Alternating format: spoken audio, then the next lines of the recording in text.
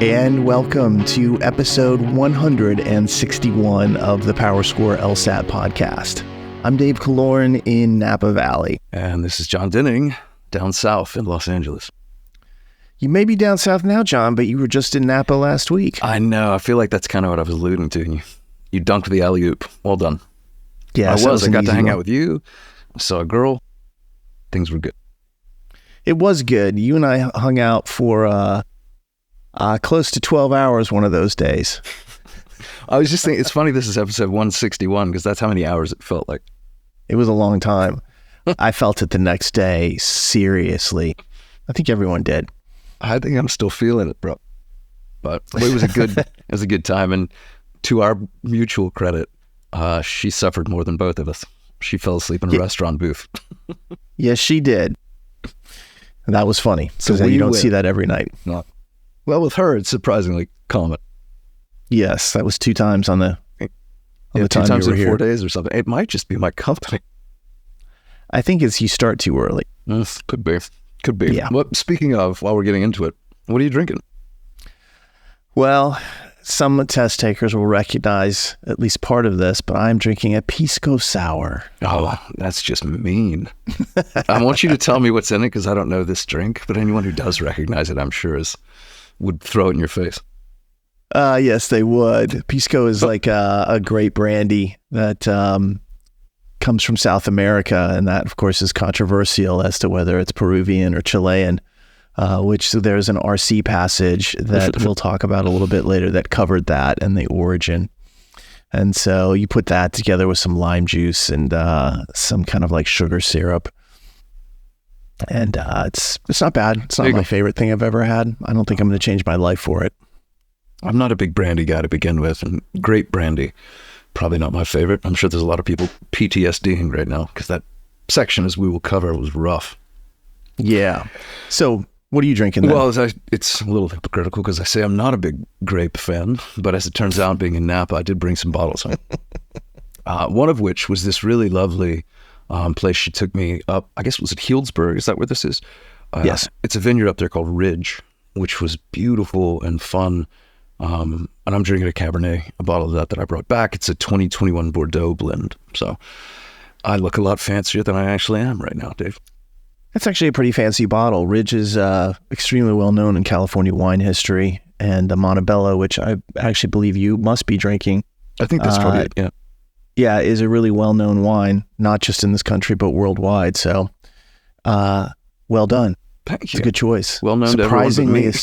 Yeah, I'm really surprised. It's a very astute choice on your part. I'm almost not believing it. But anyway. Well, that's gratuitously cruel. Thank you.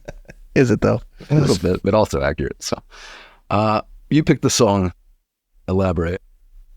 This is an easy one, actually. And once again, drawn from the test itself. There was a passage on sampling and hip-hop copyrights, and one of the artists that was cited in there was Public Enemy. Okay. So I went way back in the vaults. I mean, it's hard for me to imagine how old this is, but this is like from 1989 or something. But this is Fight the Power, which is one of their big songs. And of course, you know, every time I think of Public Enemy, then immediately I have to think of Flavor Flav. And amazingly that he's still going on. Yeah, that guy's still, he's vertical is a mystery to me. How's he do it? This is 2 tests in a row where they've done hip-hop passages. There was Rakim on the last one. And now we have November hip-hop again. I don't want to spoil too much. They have yet to dive into these too much as scored, but here we are. Let's dive in anyway. Okay. Let's get rolling with the old LSAT world. You want to cover some of the tests that are coming up? Why don't I do this? I will talk about the upcoming tests, and then eventually we'll get into some of the test numbers, and I'll turn it back to you. So first tests. I've only put details about the first 2 in here as like talking points. The next one, obviously, this November test was the last of the year. So if you're looking to take any more 2024 tests, unless you have the makeup next week on the 19th, you are out of luck. But there are 2 at the beginning of 2025. The first is January. The registration deadline for that, you still got time. It's on December 3rd. The test dates is another 4-dayer. It runs mid-January, Wednesday the 15th through Saturday the 18th. You'll get your scores back on Wednesday, February 5th. And then, of course, the February test, hot on the heels of it. The registration deadline of that is Christmas Eve. So December 24th, if that wasn't clear. And that's a 2-dayer, assuming it's going to be a much smaller kind of cohort. That'll be Friday and Saturday, February 7th and 8th. Those scores will come back near the end of February, on February 26th. Weirdly, I think, a Monday. I think. I'll look at calendars while you keep talking about stuff. Do you want me to continue and take over? Well, I just want to make sure that, because they've been releasing every test on Wednesdays for a while. I'm betting you have that date wrong. I'm absolutely certain I have the date right, but the day wrong. And I'm just going to blame some autofill thing. It's Wednesday, the 26th. So I'm glad we cleared that up. Nice. Thanks. I will say this, that January test is on track to be another big one. Yeah, I can see As we'll see, November was an extremely large test overall. I'll run down the numbers there in a second, but January is also looking to be sizable for January, and then it'll drop off in February, which is why it goes to 2 days. And right now you've got people trying to, get into January, and we'll see more of that depending upon scores and so forth. Yeah. But if you are taking one of those LSATs, there's a couple of seminars that are coming up, which you can register for free on our website for. Actually, as we're recording this, there's one tonight about basic conditional reasoning. The next one's in a couple of weeks. It's on December 4th, so right after the registration deadline for January. That's on advanced conditional reasoning, and I would strongly recommend that if you have any weakness at all when it comes to conditional thinking, that you attend that, because we're seeing more and more of this on these kind of what I'll call modern LSATs. And then on the 17th of December, heading into that holiday season, you got comparative reading comprehension, a free seminar on that. And somewhere in there, John, I would imagine that you and I will do a crystal ball for January and February. Well, you have an active imagination. I think you're probably right. I don't want to think about it right now. Is it too soon? It is too soon for me, Dave. We always say that if we get anything right on this, any given test, then for sure we'll do another one. So we know we got some stuff right, which we'll talk about in a little bit. We're holding ourselves hostage at this point, which is I think what we need to do is look at the calendar. We just wanted to get through this particular week, and that has actually happened. So at least as far as that, if you are taking January, February, come join us for that. It'll be free, again, to the public, and we'll make it available to everybody, not just PowerScore students, and won't be behind any kind of paywall or anything. Yeah. And then we'll make the recording available to anybody who's not able to make it as well. We'll probably announce that, I don't know, maybe next week. I would think that we'll take a look at the dates. I think right now you and I are trying to recover from November, which was a lot of work relative to some of the prior LSATs that we've dealt with. I mean, as people are about to learn as we go through these almost countless sections, this was rough. But yeah, at some point I will get some sleep, and then we can think about the future. Yeah, let's talk about why it was such an interesting test and why there was so much work around it. Really, the reason was it was a big test. The registration on this test a couple of weeks ago was 42,000 plus, which is numbers that we haven't seen since the days of them having 4 LSATs a year. That was the biggest LSAT in 4 years. Now, we knew that there would be attrition, and the attrition on this probably took the test takers down to around 30,000. I don't have the final numbers. In fact, I'll probably get them during this podcast. That's usually how it shows up, is right after we finish recording. Yeah. I get the message saying, hey, here's the final count of it. But I'll give you the rough count, which is what we had going into this test. It's what I used on Twitter when I was talking about each day and how many people were taking the test and so forth. If you look at it, Wednesday, the very first day of the test, was the second largest of the days. It was scheduled at around 7,700 people. Then Thursday was the smallest test day. That was about 6,700. Then it bumped back up on Friday to around 7,400. And then Saturday, perhaps unsurprisingly, was the largest of the 4 days at around 8,200. Yeah. You total all that up and you get around 30,000. That's just a large test. And because of that, as John, you've already kind of not just alluded to, but mentioned, they used more sections than we've seen in a while. Yeah. As we'll cover, there were 7 logical reasoning sections that we saw in widespread use on top of another 4 scored reading comprehension sections. So there's just a lot of stuff out there to track, a lot of confusion. And they were very clever about some of the things that they did. Man, David Hume is the first thing that comes to mind. Mary and her sweaters, or Mary and her wills is another that comes to mind. So There still is a retake coming up. They should use different material for that. That'll be Tuesday. I believe that is the 19th of November. So if you ran into any problems, and I'll cover those in a second, and you weren't able to test during the 4-day window, they will send you to that particular test typically.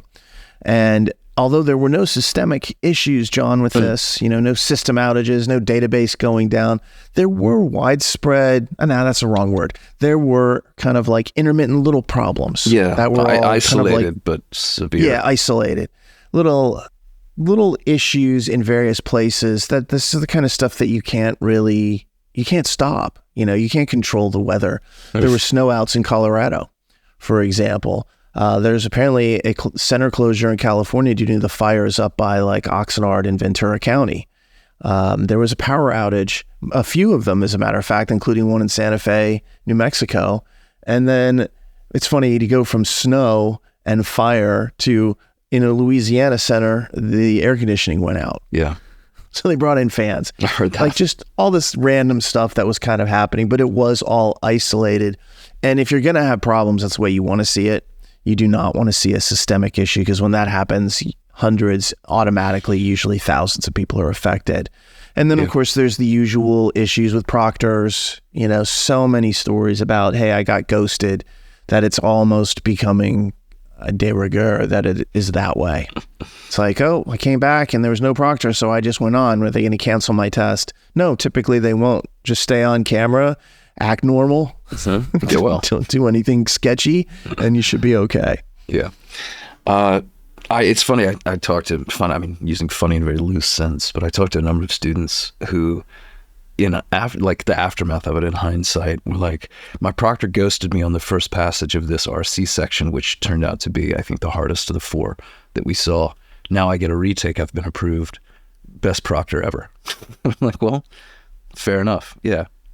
If you got screwed out of one of the sections that we're about to talk about, that a lot of people are unfortunately dismayed by, sometimes these issues are sort of a blessing in disguise. Can be. It really depends on it's the luck of the draw. Yeah, you and I have depends on talked the many retake times. content too. So obviously we can't, predict that too much. No, they've got so many choices there. But we've talked about the fact that this is really a casino that you're entering, which seems really kind of irritating if it's your academic and professional future. And you're like, wait, I have to see whether I got lucky with a good RC or a really hard one or reasonable LR or not. There's a little bit of a roulette effect. Yeah. So that's how it always goes. There's so many comments online about unfairness. I'm going to complain to LSAT because my section appears to have been harder than this person's. And it's like, they equate this with the curve, which we'll talk about at the end. But this is also just how it goes. It's luck of the draw. Yeah, it really is luck of the draw. And, one of the things I always say in the kind of like the run up of the disclaimers is that, hey, it always feels like the hardest thing you've ever done because it's real and it's scored. It's not going to feel as comfortable as a practice test that you took because this is the real thing. The lights are on. It's being recorded. That colors your perceptions in all sorts of different ways as you look at the test results and even how you felt about it. Everything gets magnified. For sure. Oh, you mentioned something to think about. Are you ready? What's that? You mentioned the disclaimers. Are you ready? I'm ready for the disclaimers. All right. I'm going to go fast as always. Good. So a few things just to think about before we start talking about the test content. The first thing is whatever we say here, we just request that you not summarize it online, especially when it comes to the scale predictions. I constantly see this afterwards, and if I see it on Reddit, you'll probably get a message from me say, hey, would you mind taking that down? Simply because there are some nuanced points, especially on this test. And when you just put 0, 1, or whatever, people miss the nuance. So it's a simple request. The podcast is free. We want people to hear what we said directly. So please don't summarize it online. Section order is meaningless for the most part. Just because you have the same section order as someone else doesn't mean you had the same test. We see that after every single exam. I don't know how many times I can say it. It doesn't seem to sink in. So maybe I should just remove it. But just because you had RC first and third doesn't mean that someone else with RC first and third had even those same sections, or if they did have the same sections, that they were in the same order. That's part of the game that they play. Obviously, now these days, they're allowing us to talk about general topics after the exam. They still don't want you to talk about answer choices. We won't talk about those with you. But on Saturday night, usually people start to talk about, all right, what was real, what was experimental. Jon, certainly you oversaw that discussion on Reddit. Thanks to Graham Blake of LSAT Hacks. Yeah, I'll interject to say shout out to Graham because he's a minch. Yeah, man, he was super cool about that, and we had a ton of test information, and we were just like, let's handle this for that. But really awesome of him. He's the moderator of Reddit, so more than a hat tip in his direction. It's much appreciated. But that allowed us to kind of like finalize some of the things that we were thinking. Even then in those conversations, we saw some things that were at variance, which we'll talk about in a little bit. So one of the things that you will hear us talk about was this an easier or a harder section. Remember, that is all relative. One of the things that we're saying is that every LSAT section is hard, especially in its own way, but some of them are even harder. So you're already at a high level of difficulty. We're not saying something's easy and that means it's simple. It just means that it wasn't as hard as some of the other content on the LSAT. And then, of course, remember that the people who make this test, as I alluded to before, are actively trying to confuse you by placing the same topics in multiple sections. The best example of that was on Wednesday, people talking about the Hume RC, David Hume, a philosopher. Well, there were two of them. So people immediately got confused over that. And there were multiple examples of that throughout this test. So it's just something like when you're talking about it, try to be specific. It's, you'd figure David Hume is pretty specific. Yeah, but the guy who writes LSAT passages for LSAC, that is a Hume expert, is going to write like several of them. And that's where we run into some issues there. This week was the most I've ever seen by a lot. It was frankly a lot. We'll talk more about this when we get into the predictions, but just to note. It was a constant thing that we saw, and it was sorting it out, I think, made it more challenging than we prefer. We like our lives to be super easy and simple. So we can be lazy about it. That's right. One of the things that we have seen historically is that when they have used sections as scored previously, in almost all cases, they use them as scored again. So if we can track a passage into the past or track a LR section into the past and find that it was used, and this happened multiple times on this test, historically, those have always been scored. We presume that continues to be the same way, and we've not seen that be wrong yet. So that's just something to understand about what we're looking at. It's possible, I hope not, but it's possible you may not hear your kind of like one of your real sections discussed. If that's the case, it's because we didn't hear from you, so send us a message. Let us know what you didn't see. I mean, we've vetted this with hundreds of people at this point, probably thousands, really. Honestly. Yeah, so I'm pretty sure that we have all of it, and if we don't, it was because it was a relatively limited use, and that does happen. So we want to know if it was used, just let us know. And then last, do me a favor, please don't summarize this online. Said that before. That's all I'm going to say. Jon, one of the things we always do is we start off talking about these tests kind of recaps and scale predictions by saying we do these crystal balls, we do these mini balls. How did we do? This one was a little narrower than the one, first of all, the one we did for October and November. So the original crystal ball that we did back in, I guess, September, included 2 tests worth of predictions. So it was a bit broader, it was a bit more expansive. We got a lot into like conceptual discussions. The mini ball that we did after October, prior to this test, was much narrower, much more focused and targeted. We call it a mini ball because it's not nearly as broad. So let's talk about how the mini ball went. I still think if, honestly, Dave, we hadn't done a mini ball, if we had just left the original crystal ball kind of intact for people, I think we'd be sitting here feeling pretty self-satisfied just with that. But the fact that we narrowed it down even further and made even more detailed predictions, this is where I do think we get an extra victory lap. So let's talk about it. I'm going to do LR and RC. For LR,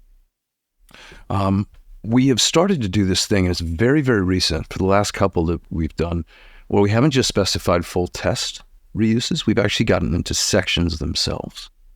And for LR, one of the sections that we saw in heavy use, particularly Friday and Saturday, was a section from the June 2022 LSAT, an LR section that we talked specifically about, we thought would be reused, and it was one of the main ones. So that was very gratifying. Not just that they used that test, but they used a specific section from it that we told people to review. And of course, as I'm going to pivot into RC with, we also predicted the main source test for all reuses this week, which was February of 2023. There was LR from that as well. But what that gave us in RC, which is kind of cool, was not just the test, but the topics. So the most tested passages that we saw, and these kicked in Thursday primarily, were from February 2023. And we gave people all 4 topics. The rest, like what we saw on Wednesday, was either brand new, so no predicting that, or, as we will cover in a second, super old, oddly, suspiciously old, like February 2014. But what most people got was precisely what we predicted in the Miniball. Either that LR section or something from the main test, which was February 23. So, Dave, historically, if we're keeping count, we were 29 for 31 before this week, and this takes us to 30 for 32. I'll take it. Yeah. Yeah, if that's a batting average, you're in the Hall of Fame by a lot. You're Ted Williams times 2.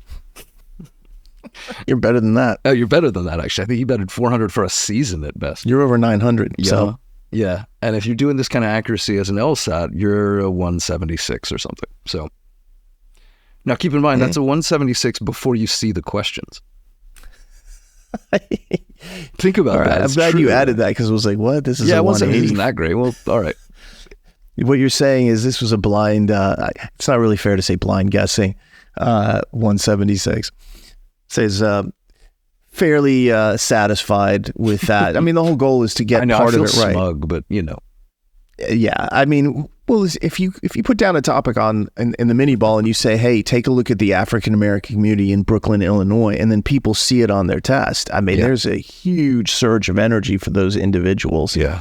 I love hearing the stories. We get a ton of feedback, and we got a lot of that. So putting down those topics is really useful. I think, as we'll talk about, in fact, in the very first RC that we go through, got to be careful though. You can't just try to remember those and think, oh yeah, it was about, juries, architecture or juries. It's got to be the specific topic that is being talked about. So let's get into what we saw with the actual content, and let's start with reading comp, and we'll do the 4 real sections that we saw, and then the 2 experimental sections that we saw. Cool. You got a preference, John? You want me to take the first 2 and the last 2, and you take the middle 2? This will be news to you, but I like to talk. So well, you want to do all of it? You can. Why don't you do the 4 real, and then I'll do the 2 experimental? I don't know. The last time I talked a lot, she fell asleep in a booth, so maybe we should divide this twice. Yeah, maybe we should divide this up. Let me take the first one, and then we'll just we'll go on the fly. So just so you know, I think the reason that she did that was because she started drinking at 11 a.m. Oh no, she was drinking way before that. Okay, she was drinking before that, and when she fell asleep, it was like 9:30 at night or something. I fake proposed after you left just to see the reaction of some other booths. And this woman launches herself out of a booth. This old lady been staring at me, wondering if this girl in trouble. Is this like, am I witnessing a Cosby 2.0? And I was like, everything's fine. So I got down on one knee, patted my pockets like I couldn't find it. She launched herself. And all I heard her say is she tapped my shoulders, oh, baby, not like this. And it was... Maybe last summer I was like, what do you don't think she'll say yes? And she goes, I don't think she'll say anything. Do you remember what happened when she actually kind of came to after she'd been asleep? What? I looked at you and I said, she's alive, I'm leaving. She wasn't alive for long, man. But I told her that a good story. Sport. Oh, she's the I best. like her. I told her this story the next day. I said, oh, baby, not like this. And she's been quoting that to me in almost every conversation when I say something idiotic. She's like, not like this. Anyway, that was a good aside. I caused a scene. I'm sorry. We were causing a scene in that bar, trust me. And I go there a lot, so I got to be careful. All right. Well, let's get back to reading comp. So the first section that we saw, I don't know this is chronological necessarily, although I'm pretty sure it actually was, because this is where Hume kicked in and started some confusion. This was a real section, 27 questions. It was new, so not one that we would have tried to predict or could have. Saw this out of the gates Wednesday morning, where a lot of people had double RCs. And these were the 4 passages. One was about juries being able to access the internet. I think it was mobile phone access and information. There was one about Algonquin tribes and formalized territory. Honeybees, a passage topic that we've seen. If you were like, what's the most used passage topic that's not super generic? I might say bee dancing, and that's what this was. Honeybees dancing to communicate the location of food, basically telling their hive mates. And then the comparative passage, which was about David Hume, and specifically about how people get pleasure from things like scary movies or tragic plays, how they process this information, and while it's meant to be, again, tragic and alarming, it leads to pleasure. But that Hume passage was very interesting, and this was a tricky section on the whole, because as we're going to get to, it wasn't the only Hume we saw, but there was a second piece of content in this section that led to a bunch of confusion, which was the juries passage, which I think was the first one. We predicted a passage about juries versus judges and how those operate in our Miniball. And so a lot of people saw this and were like, they predicted 1 of 4. And I said, you have to be more specific because we are. The juries thing that we said is not the same thing about juries just being able to access the internet. This was a different juries passage than the one we had anticipated may show up. So again, it's important to be precise here. Yeah, I laughed because I was like, the error was actually being interpreted in our favor. But, part of the criticism that someone might make if they didn't understand what the crystal ball is they'd be like, well, juries could show up on any test. Right. So we didn't say it was juries. We actually became more specific and said it's juries versus judges, that kind of thing. Yeah.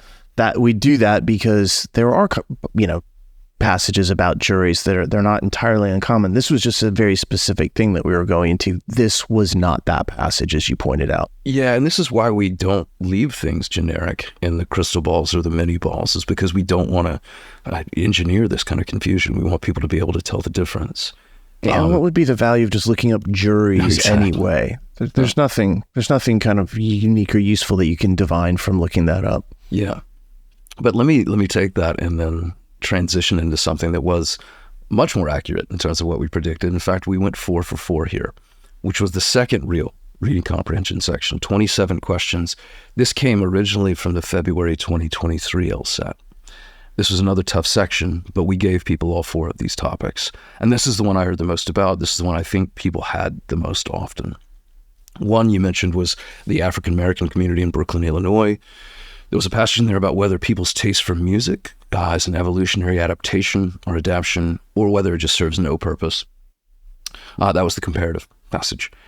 Incubation as a method to stop thinking about a puzzling issue and sort of subconsciously arriving at its solution. In other words, if you can just let a thought ruminate long enough, will you figure it out?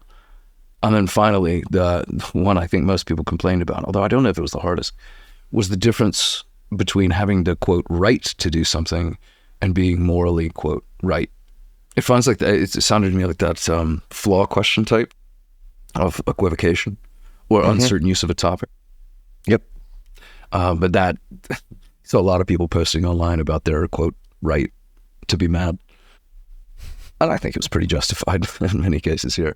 But we gave all 4 of those topics in the November mini balls. Anyone who tuned into that saw this section and was like, I know exactly what these are about, and I know that this is real. And they were. So, no comment. No comment. I will continue then, because there were 2 more real sections. The third section that we saw, and this to me was probably the most fringe of the bunch. I didn't see a whole lot of people get this. I saw some accommodated people, though, talking about it. And this is one that no one would have seen coming because it originates over 10 years ago, 10 and a half. This first came up on February of 2014. It's been reused, Dave. I looked at our list and stopped counting. It's been reused like 15 times since. Over and over. Yeah, they love this. Mostly for makeups and internationals, but this is everywhere. It was used most primarily for the February 2021 Flex. It had these 4 passages. It was a passage about the French Revolution and women's rights, feminist theories kind of passage. There was a legal passage about common and international law with indigenous populations in Belize, the Mayan populations in Belize and their rights. A comparative passage about art and sports and the aesthetics of commentators when it comes to competition. And then finally, the science passage, chaotic systems in physics and theories of linear and nonlinear systems. Tough passage there. So there we go. Yeah, no comments. It's been used so many times. We've actually talked about it on prior podcasts. It's Feb 2014 has just been like their go-to catch-all test for all sorts of unusual situations. And to see it on this test, I must say, was frankly a bit of a surprise. Yeah. I don't think it... Oh, go ahead. I was going to say, I don't think it was used for a huge number of people, but certainly we know accommodated people that had it, and a few others. So it was out there. Yeah. I'm going to make a wager here that you don't have to take. In fact, I hope you don't, because it's a risky one. I think if they do release a test in the next several weeks, which this is the time of year they tend to do it, sort of a Christmas come early, I think Feb 14 might be the one they use. Feb 13 was, I think, the last one, or one of the last ones. PT's 90 through 94. Feb 13 was one of those. Feb 14's old. They're using it now. This feels like maybe they've just burned it. Let's use it a few more times here at the end, and then it'll go out to the public immediately thereafter. I thought the most distinguishing thing about this test is no longer relevant. It had that really, really tough double-layered circular game. That's gone. So I feel like they're looking at this test and like, can we squeeze the last blood from this stone? And here we are. I think that's a pretty good theory. In fact, they last year had released another test by this time, and here we are. We've just passed the November LSAT. Last year, the November people got a test like a week beforehand. Yeah, God, that was annoying. So that's kind of interesting to me because, you know what, I'll actually reach out to them and be like, what's your plan with this, or is there one? Because if they don't release a test this year, this will then be the first time in 40 years that they haven't released a test. Yeah, I can't think of a time they haven't. So I'll pressure them to release one because we always want new LSATs. When this showed up, my first thought was, this is done. We'll see. We'll see. And if I'm right, of course, I'll come back and make a lot of noise about it. The fourth, as I should. Well, I don't know about that, but I will. The fourth and final reading comp that we saw, and this is the one that we've alluded to a couple of times. This is why Dave's drinking Pisco. Pisco? I'll tell you what, when I say drinking Pisco, it sounds a whole lot better than It didn't sound good to me, so I said Pisco. Yeah, let's do the Pisco. Pisco. But this was the one we saw mostly over the weekend, and this is the one that I think probably was the toughest of the four scored ones. Passage about Peru and Chile fighting over Pisco. There was a passage about etiquette compared with morals. I think there's a philosopher in there, the last name Foote. Philippa Foote. There you go. There was a comparative passage about economists considering how moral considerations influence economic decisions among people. And then people were up in arms about invasive plants, invasive species, and why they're dominant. C. diffusa from Eurasia. The only thing I'll say here that might be a little redemptive on our end is I actually included a passage about invasive species in the Miniball and told people, listen, they're testing this sort of thing. They're testing what it means when an ecosystem has a new threat. Go read this. And I heard many messages from people that were like, well, at least I had some footing for this. Yeah, this was obviously a really tough passage. I think it was Commelinea diffusa was the plant. Commelinea. And widespread complaining about this entire section. Yeah. So we'll talk a little bit about that. Probably the easiest passage of those four was the Pisco one. Probably. But the two middle ones, the kind of the etiquette and the moral considerations economist one, neither one of those were easy. They were definitely kind of like on the above average side of difficulty. And then you got the diffusa, which for a lot of people, just the science is a concern. And then I don't think it's an easy passage at all. So not a great section. I should clarify the middle two that we talked about. I can't promise that the order of passages as I just listed them is the exact order on the test. Yeah.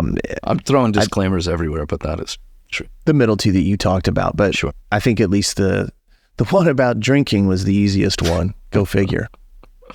I had somebody send me a message like, I know you're a science guy. You would have never understood this passage about diffuser or whatever. And I was like, we'll never know, I don't think, but challenging, probably, okay. That just totally dredged up old memories of logic games where people would finish the LSAT and come to me and be like, this game was so hard, you could never do it. And I was always like, I don't think so. It seems like a really unlikely scenario that wouldn't be able to do it at all. But you realize that it seemed really hard because you were under pressure. Yeah, what did you think? This changes the perceptions entirely. Now, I'm not saying that when we get to reading comprehension that's applicable. It's just funny that people would say that to you because that brought up some bad memories I used to have of being told that. It makes sense. If that February 14th test still had games, we would have heard that about that circular game. And I'm like, we actually wrote a blog post about how to solve that specific game. I think we've got it. I've made drills about how to do that before. I've made logic games that are kind of like examples to show people before. I'm like, I know how to attack that. You made a circular game for our Circular Games webinar back when we used to do those, specifically on that game. Yep. I put together a specific thing. So, yeah, Dave, I don't think you'd ever figured it out. You've always complained to me that was too hard. It's too hard for the people I'm trying to teach it to, you jerk. Come on, man. You can't make it easy. It's gotta have a challenge. This could also be my fault, much like the girl in the booth. Let's talk about the two experimental RCs, and then we'll get to LR, where there's some heavy lifting to be done. You want me to handle these experimentals? Yeah, you want them? Do you want them? Yeah, then I'll turn it back to you for 7 LRs. Oh my God. All right. So there were really 2 experimental sections that we saw in widespread use. Both, I think, had 27 questions. Let's talk about the first one, which I found to be really interesting. It was about Viking women warriors. Then there was the passage about hip hop, copyright, sampling, copyright law. That was where we got the Public Enemy song. Public Enemy apparently was one of the most sampled bands of all time. There was one about conspiracy theorists that mentioned Osama bin Laden and others. And then this is the interesting thing. For many people, if not almost all, the other passage they had was about fisheries and fishing and scientists being biased with their predictions on what constitutes a stable population. I got at least one report that someone didn't have the conspiracy theories one and instead had a passage on Whorf and linguistic theories. Is that right? So, I thought they didn't have the fishing one, but it was the conspiracy theorist one. Okay. This is really interesting. And if that is the case, it's not the same as the Whorf linguistic theories that's been used as real before. It's different, but also mean that person had 2 comparative passages, which is really, or 2 sets, is a mistake. So it's really kind of interesting for us to see. I'm still trying to figure out exactly what, if anything, happened there. Not sure that I'm really following the mistakes that were made in terms of that, but it is also possible that they are trying out different experimentals since this was experimental. Yeah. If you really weren't sure, you'd put 3 sections, there are 3 passages that you really felt good on, and then you could put a 4th in that's different. They wouldn't do that in a real section. All right. So that's not something that we need to concern ourselves with at this point, but for them to do it in experimental is probably a way to test it if that's what happened. Alternatively, maybe it's just a screw up by LSAT. I don't really know. Well, this had me scratching my head with both hands because on the one, 2 comparative passages in the same section, real or experimental, isn't supposed to happen. No, that's a mistake. That's a mistake. On the other hand, we predicted a Benjamin Whorf linguistic passage in the Miniball. We know this passage is coming, except it's a singular passage and should not have been used without the rest of its accompanying 3-section content. It certainly wouldn't be experimental, as everything we predict is not. It's real. And it's not quite the same either. It's got different elements, although it has a lot of commonality to it. And obviously you and I are now just talking to each other about this as to, the old passage and the new passage. Yeah. But these are the kinds of things that occasionally run into where it's like, what? That should not be happening and it shouldn't be happening that way. But we track it. Later on, it'll come back out one way or the other, and we'll be able to figure out what they're doing going forward. But if you had that Whorf passage along with the Viking women warriors and the hip hop, send us a message. Please. I'd like to see what the numbers are, because I know of at least one person that seems pretty credible and has really good, details on it. So much so that I'm like, it seems legit. I'd like to know how many people actually had that as well. So you don't have to tell us anything else. You don't have to tell us who you are. Just be like, I had it. Yeah, and by at least one, I think you mean only one, because I've only heard from this one person. And that's not to discredit or disqualify, because again, you mentioned they have very good information. And my first theory was, this is a misremembrance. Just like a lot of people thought that the jury's passage was in this experimental, and it was not. Yeah. We've conclusively proved or disproved that particular theory. It's really easy to get these mixed up. You think, I can keep 8 passages straight if you had 2 RCs. It's actually really hard. Yeah. So I thought first we were looking at a misremembrance of all things past, John, but it turns out that maybe that's not what it was. I think this was a system glitch, man. But they're also doing things very deliberately, diabolically is the word I've been using, to confuse people. And that, I think, will set you up for the second experimental here. Also 27 questions. You've got population Y migrating to Alaska across the Bering Strait. It's not that far apart, and it used to be connected, so definitely something that can happen. Women's property rights in England, the brain in language development, and then the passage that caused a lot of confusion early on, the second Hume topic, which was about objection theory. So not the same as the first Hume passage that we saw in the first real RC that Jon talked about, which was about people getting pleasure from scary movies or tragic plays, what have you. This was a different Hume passage, and I believe that was the comparative passage as well. But nobody expects two David Hume passages except the guy who wrote them. And so that's what you end up with here is widespread confusion early on. It did get sorted out. Obviously, people started to figure it out after a little bit, but it never is a good feeling, I think, for any test taker to feel confusion over what they saw or to hear people with different accounts entirely of a section they thought was the same. Yeah. Even you and I were briefly baffled here and exchanged some sort of flurries of text messages about, like, are they really doing double Hume as one reel? And we sorted it out without too much trouble, thank goodness. But I want to make a point here, which is, I think, Dave, you and I have kind of reached a status or visibility that this is being done at least to some degree in response to us.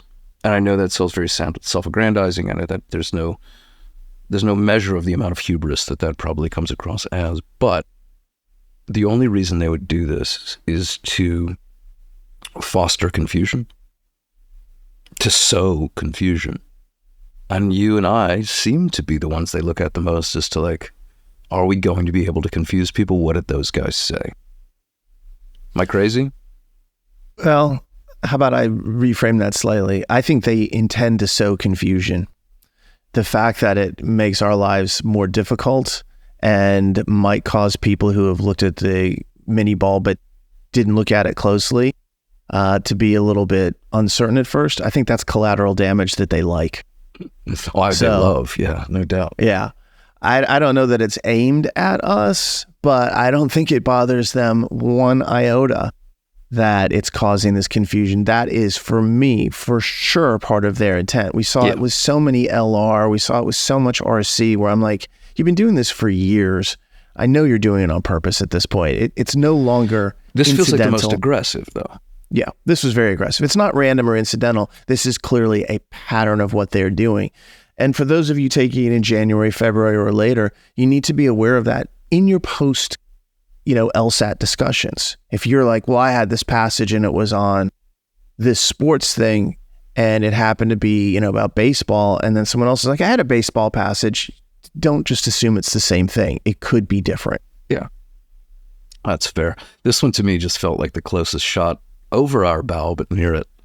And I was like, okay. This is irritating. Okay, we're doing it like this, huh? Which is fine. Oh, we're going to do it like that. Escalate. Bring it. I love it. Now it's your personal joy and pleasure to cover all 7 LRs. All right. Oh, it's your personal joy to get to listen to me. And I say, I'm sure you're take a break, mix another drink. Cut me off quite quickly. I'm gone. Have a Pisco. Let's talk about LR. Because this is where things really went from many to most. I saw more LRs scored this time than I think I've ever seen, dude. Can you think of a 7 LR test? Nope. This is the top that we've seen. Yeah. So let's run through them. Again, this isn't day-by-day order. It's just sort of slightly randomized. But we are trying to do this based on frequency either of appearance or volume. So here was one. This is a new section. I saw this for people on Wednesday, and it ran to many people's consternation. It ran throughout the weekend. I say consternation because some people are of the opinion that you get a different thing every day and it's exclusive. It is not. This was all 4 days of tests. Here were the questions. If you saw any of these, this entire section for you was scored. It was a question on Italian versus French paintings and their value. Question a lot of people talked about pollen and honey and the allergies that it caused, or my assumption was maybe the allergies that it helped to prevent or mitigate. Freedom and determinism, being analogous, I don't know how this works, to horses and sparrows. Interesting. Labels on bottles to prevent drunk driving. That's why I don't read labels. Insomniacs, diet, increased activity. There was one, and this again was a duplicate topic. Mars bringing life to Earth on an asteroid. They've been playing asteroid games recently. And that's not a reference to like Atari. They've just been using asteroid topics. Sleep deprivation in a... That shows hold on. Sleep deprivation in a city versus... Dated yourself. I know. Rural community, sleep deprivation in the city versus rural community. And then a question about wolves eating salmon versus deer in autumn. And obviously that's a small sampling, about a quarter or so of the section. We know more, but that should be plenty. There was a second real section that I think was maybe the least used, but we saw it early, mostly for accommodated people from what I could tell. This goes back to the reading comp that we talked about from February 2014, because this LR was from that test as well. Again, more evidence, my suspicions, that this is all going to come out soon enough. This test was reused in February 21. These questions were real. Here are some topics. Brains having mental representation of the world. Sodium nitrate, so salts basically, in sausage. Politics and short stories. There was one about paper currency, playing cards in France and Quebec, Ontario. Plants releasing carbon dioxide, CO2. There was one about a camera for red lights and traffic, a duplicate topic. There were LED questions in other sections. Apartment for rent in Glenville, crocodiles in Lake Victoria, and then a question I saw a lot about, so I saved it for last, birds evolving from manoraptors, so a dinosaur evolution question. Love that one too. Bones and so forth. Yeah, man, they love those lately. So asteroids and dinosaur bones are just their favorites. A third real section, and now we get into the fun part because we predicted this exact test. This is from February of 2023, a section that we said was coming, and we encouraged people to go look or listen to anyway from the podcast. This one had questions about the Inca civilization or populations not inventing the wheel. And given the recency of Incas, I imagine that's probably true. Hope. Animals taking on courageous acts when they find some sense of danger.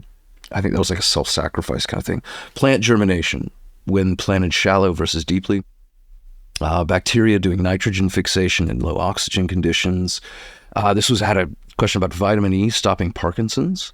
I think that was the one, Dave, actually, that triggered me to think, like, we know this section. So I remember that from February of 2023. And then bridges, a question a lot of people were talking about, and some confusion. Bridges connecting 3 different islands in a lake. I believe, if I'm not mistaken, that one was pretty heavy conditional. Yeah, that was near the end of the section, and the islands were inhabited, uninhabited, and very much, one of the things you and I have talked about, John, is like new logic game style questions being more popular, more prevalent with conditionality, even some numbers types of theories. Yeah. This is a great example of that. Something that is takes some work, and a lot of people make diagrams for. Yeah, a lot of people were talking about, like, my scratch paper looked like a conspiracy theory.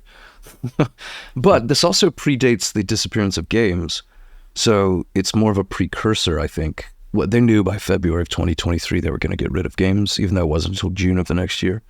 I think they were starting to use these questions as precursors to where they were headed, and now we're just seeing more and more of it. That's why we keep including them in the Miniballs and stuff. They knew logic games was going away several years ago. They began testing this. This is why we've been seeing it for a while. Yeah. Obviously, as they've gotten closer to the actual loss of logic games, which just occurred back in August of this year, they ramped it up. They needed more. So this isn't any big surprise to kind of see this out there. And it actually matches the timeline perfectly for what our expectations were. This is about when we started to see this new trend.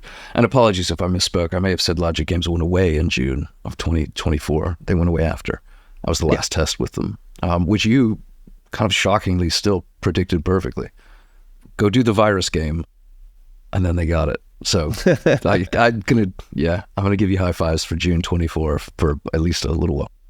Well, they screwed those poor people because honestly, they're like, let's go find one of the harder logic games that's a little bit confusing. I was really glad we were able to tell people about that beforehand, that, hey, there's something really similar that you should study that would make a really material difference. And I can promise you it did, because I have every message to prove it. Yeah. By the hundreds.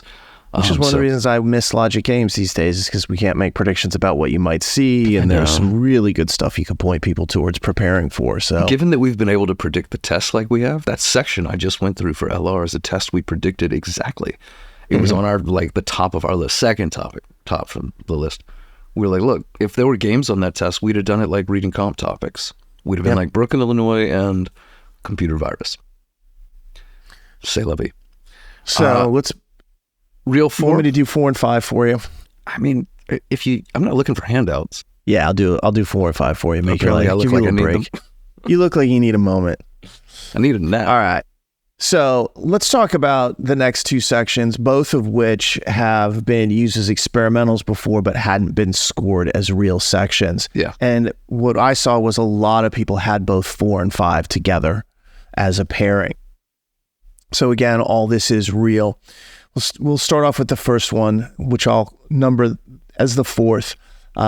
People who become emotionally detached at work, scared they will become detached at home. Probably a legitimate concern. Cryptocurrency, right away, that's a giveaway that, you're probably gonna be able to remember that question. But in this case, crashing, and this is the reason to worry about world currency. A question a lot of people were talking about a dam being opened if, big conditionality there, if it rains or snow melts. People should be removing wheat from their diets. A restaurant having mediocre food, even though their lasagna was awesome. Just what you need in the middle of the test if you're hungry.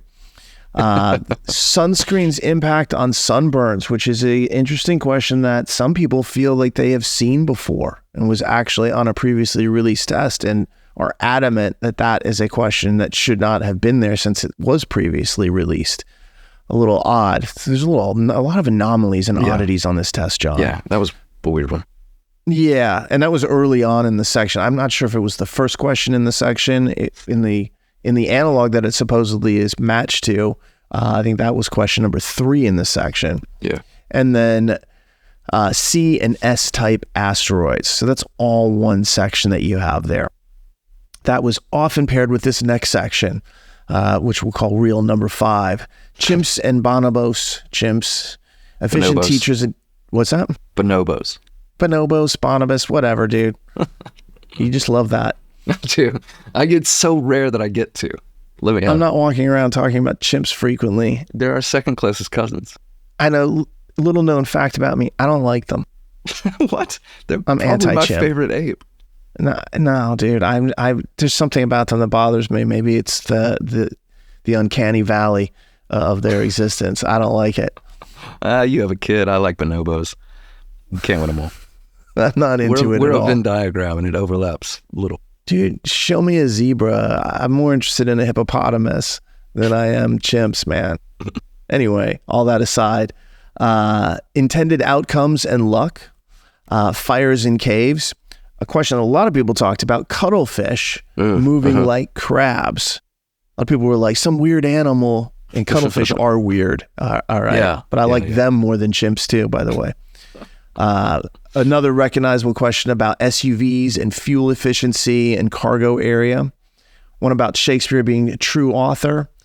Murals and the walls behind them. And then another question that came up a lot, bobcats and the sightings in parks. Yeah, that was one of the toughest ones we had to place, actually. It took us a while to pin that one down. Exactly. It was weird because a lot of people had it, but and it's later on in the section again. So it becomes a big kind of mess of memory that you're dealing with. But both of those were really on the new side, but they are both real.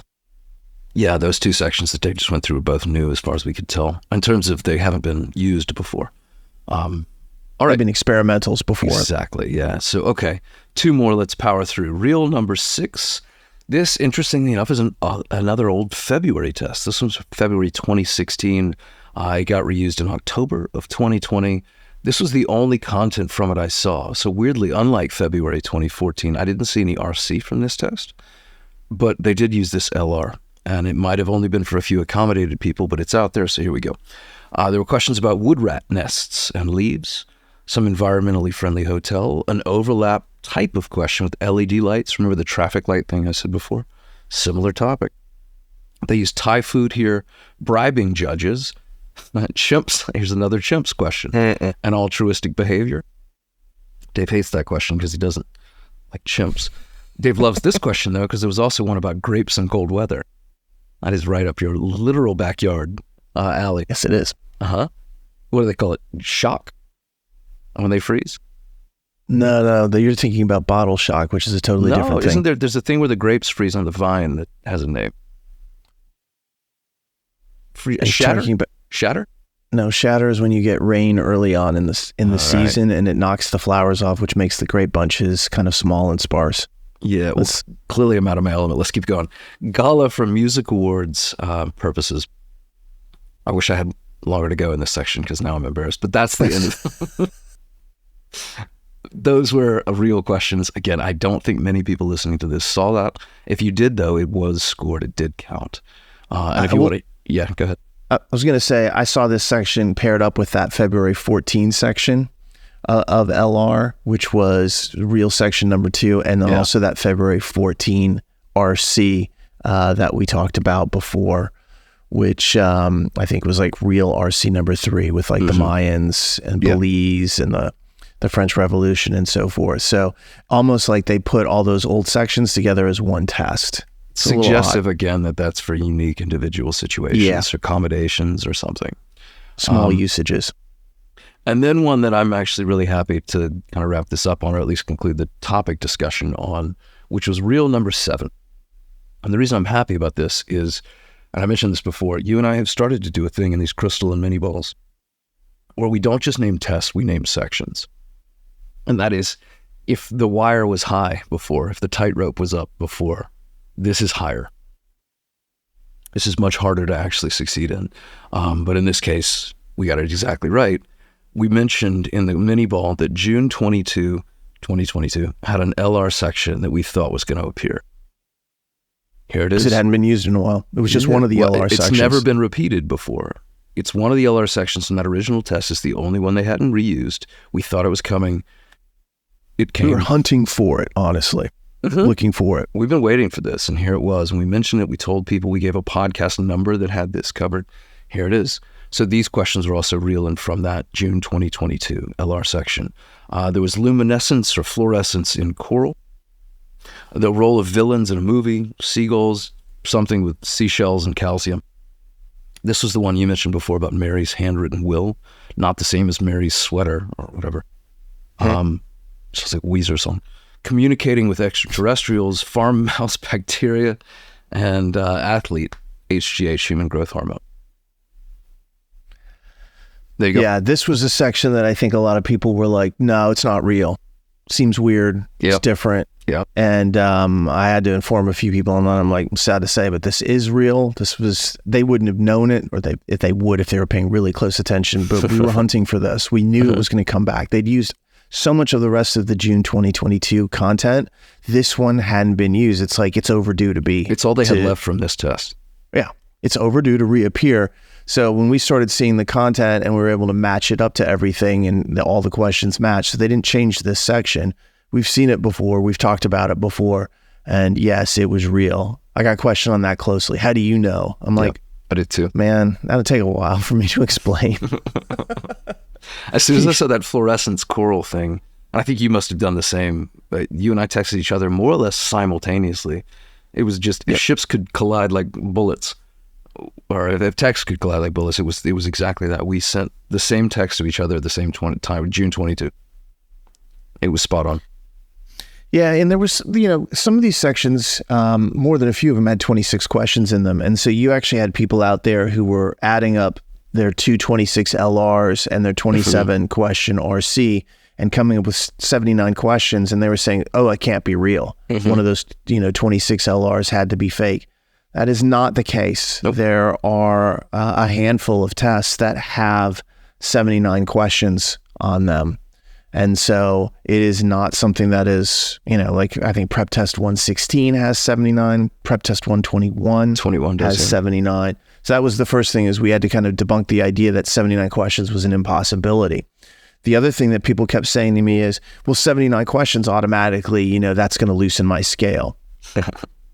No, I wish I could say that. For example, I think it's 116. I might be wrong off the top of my head, but I think 116, you can miss 10 questions to get a 170. So that's pretty loose. That's the loosest that you have. However, you go to 121, you can only miss 6 questions.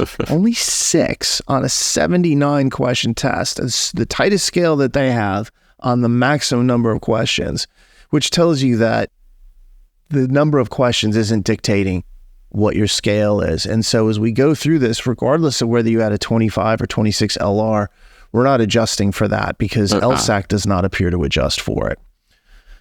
And on that auspicious note, I knew what you were doing. Let's get into the matrix of how we figure out scoring scale predictions and how this works. So what I'm going to do here is I'm first going to walk through the 4 RC sections and predict an impact on the scale. Then I'm going to walk through the 7 LR sections and predict an impact on the scale. And what you should do is say, listen for your RC, and then you'll make an adjustment to the starting point, which I'll talk about in a second, and then listen for your 2 LRs, and then make a scale adjustment at that point. So how does the scale adjustment actually work? What we're trying to do is predict how many questions you can miss to get a 170. And we can see the high-level difficulty easier on these tests, and we can see mid-level difficulty. And so it's not as difficult, not as much of a challenge for us to predict the 170. So the question is, how many can you miss to get a 170? On your typical LSAT, it ranges from really 7 to 9, but 6 and 10 are also possible. We've seen all of those ranges on the recently released scales that they have. So the way that we do this is that we start on a baseline for everybody that you can miss 7 questions. That's what that means. You could miss 7 questions on your test, regardless of the number of questions that your test contained, and that would give you a 170. Now what we do here is we'll go through the RC and then the LR and adjust it. It might have no effect some sections might have a big effect. When we're uncertain, and that happens at times, if we're uncertain as to whether it's one or another, Jon and I will always be conservative. We'll always go for the lesser impact because that actually produces fewer surprises on test day. Yeah. So let's start off. Everybody's got -7. We'll begin with the very first section that we talked about, which was the one that we had predicted about Brooklyn, Illinois, music taste, evolution, incubation, problem-solving rights, and so forth. Let me just check something here. I think we actually have this out of order. Oh, no. Yeah, let's go ahead and leave it. If we do, it's your fault because this was your job. Yeah, you're probably right. It was my job and I didn't do it. I have all of them, though. I know. Anyway. Do it in different order. It won't be in order. It's okay. The first one, do juries first. All right. We'll start with juries. And that was the jury and the internet access, the Algonquin tribes, the bee dancing, and the real Hume passage. If you were at -7, you're going to stay at -7. I know that makes some people unhappy, but we don't think this has an impact on the scale at the high level of hitting a 170. All right. Ready? Do Brooklyn. Yeah. What's that? Do Brooklyn now. Now we go to Brooklyn. Yeah, do Brooklyn now. All right. So this is when I started off. The Brooklyn, Illinois one, the music taste, evolution, incubation, and the rights passage. This one is one that we predicted. That was February 2023. In the past, we have said this loosens the scale. So everybody only has 1 scored RC. So if you had that particular one, your scale now goes from you could miss 7 to get a 170 to you can miss 8 to get a 170. Okay, now do French ladies. I got it. Oh, yeah, I knew you'd have that. As soon as I said that sentence, I was like, he's on this. Yeah. Okay. Appreciate that. Do French ladies. So the next one is the one that was originally in February 2014 as its first kind of like scored usage. This is one about French Revolution and women's rights, the Mayan rights in Belize, the sports aesthetics and chaotic systems in physics. When we have talked about this in the past, we've said that this moves a scale. So for everybody who had this, you'd go from 7 to 8. And then last, this is the one about Pisco and Peru and Chile, the unfriendly etiquette passage, the morality and economic decisions, and then finally the C. diffusa and invasive plants. Yeah. And we've done something here, Jon, that we really have not done before. We have put this at -1.5. Yeah. Usually the maximum that we go on difficulty is 1. Obviously I haven't talked about 0.5. So what this means is the 170, it'll change it by 1 question. So if you're at 7, you'd now go to 8. But the 0.5 means that as you go lower into the scale, into the 160s and the 150s, because of the high level of difficulty of this overall, it actually loosens it more there. It adds to it and really kind of like is worth 2 questions. This is extremely rare for us to do because we usually are either, 1 maximum. This passage set, what I know about it, and I know a lot about it, it just seems worse. It's not that the ci diffuse is the end of the world. It's the fact that I know a bunch of really good test takers didn't even think that was the hardest one. Yeah. That they thought that either the etiquette or the economics one were equally, if not harder. And when you start having 3 kind of like giant difficulty passages, even if the Pisco one isn't that bad, you got problems. And so I'm with you. I think this will make a lot of people happy and perhaps, feel a little bit more relieved. We're just acknowledging the fact that was a hard section. And if you felt like it crushed you, that's understandable. You weren't alone. A lot of people had real difficulty with it. Yeah. I've been giving that small comfort to people for the last week as to like this. I know this is brutal. You're not alone, but it's going to even itself out. Appreciate the assistance on the order there. You're totally right. I reordered the LR and totally forgot about RC. It's all right, man. It's been a long, long week. And you had to deal with me in person, which, Jesus. Yeah, that was the biggest challenge of the week, to be honest with you. That girl said to me, she goes, can you guys just please do a TV show or something so I could hear all this but not have to drink like it's the apocalypse during it? We were a lot more, I think we were a lot of fun in person. Oh my God. Certainly, we went to 3 different places over the course of, it was like 9 hours. It was pretty good. All right. The only thing missing was your wife. Yes. She unfortunately was at home and couldn't join us, but she will next time. Fair enough. She's a lot of fun too. So, yeah, she's great. All right. From a scaling standpoint, kind of like sidebars finished. Everybody here, depending upon what you had, is either at 7, 8, or really what we would call 8.5 from your RC. So you just have to know what your number is coming out of the RC. Now you're going to have to make 2 adjustments because you're going to have to do the LR. So let's go through these. And these are in order because for some reason I put these in the proper order, but not the RC. I don't know what's going on. All right, let's start with the passage or section that was about Italian and French paintings and their value, the allergens and pollen, the labels on bottles, kind of being warning about drunk driving, and then the wolves eating salmon. This is a new use passage set or LR section. We're going to say this doesn't move your scale. So whatever you were at coming out of RC, you stay the same. Let's go to the second one. This is February 2014. We've talked about this before. This is sodium nitrate in sausage, plants releasing CO2, the apartments in Glenville and the Manor Raptors and the bones and so forth. When we've done this before, we've said it doesn't make an impact and it keeps it at 0. We're going to stick to that. All right, let's go to the one we predicted, or one of them at least, from February 2023. This was the Incas inventing the wheel. The bacteria, nitrogen fixation, vitamin E, and Parkinson's, and most notably, the bridges. This we have called 0.5, meaning at 170, it's not moving you, but downscale, it definitely is because there's some difficulty and trickiness. And I think the bridges itself, for a number of people, was like, they couldn't figure it out. Yeah. It was a -1 right there. That's okay. Sections like this allow you to miss questions. You're allowed to miss, on average, like 7.5 questions to get a 170. So it's okay to have questions built in. As far as LSAT is concerned, that will separate out. Missing that doesn't mean that you blew the whole section. Yeah, I'm with you.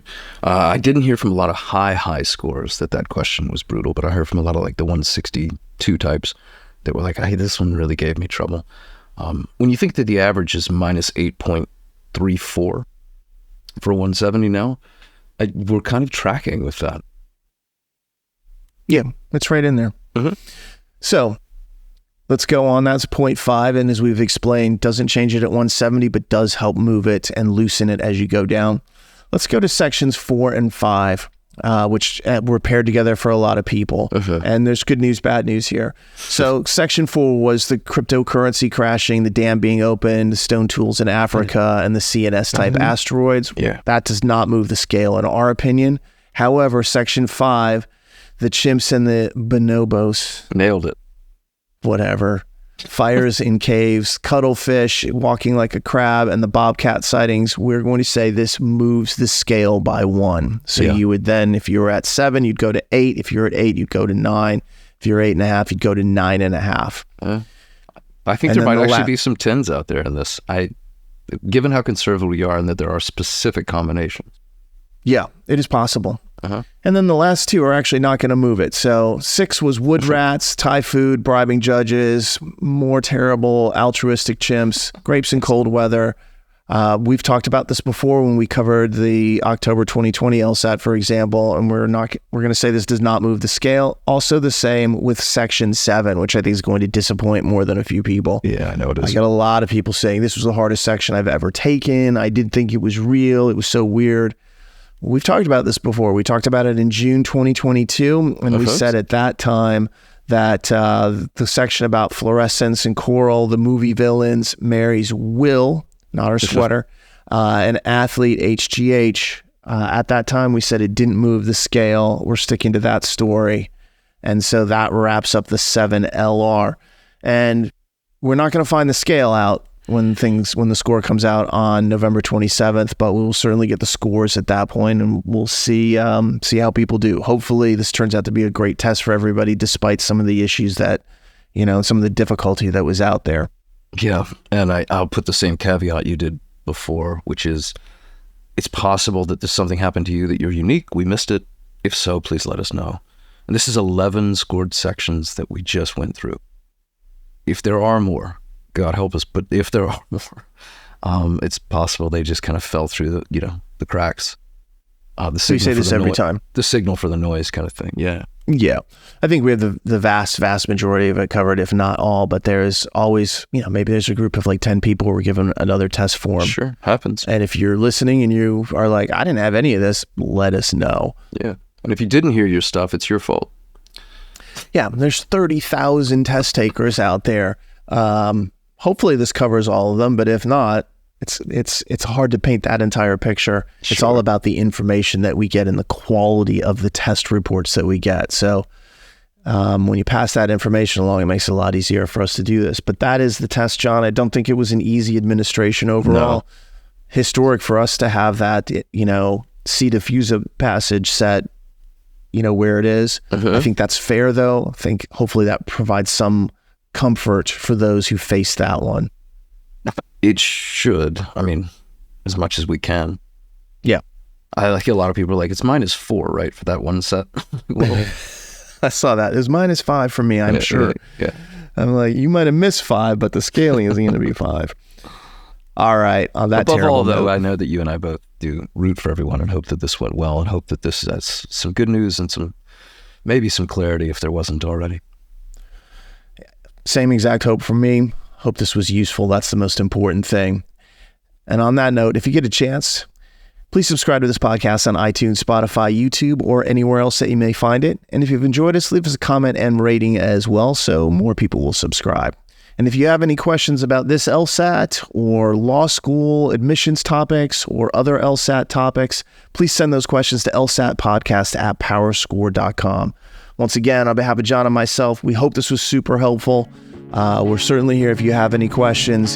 Until scores come out, in the meantime, stay safe out there.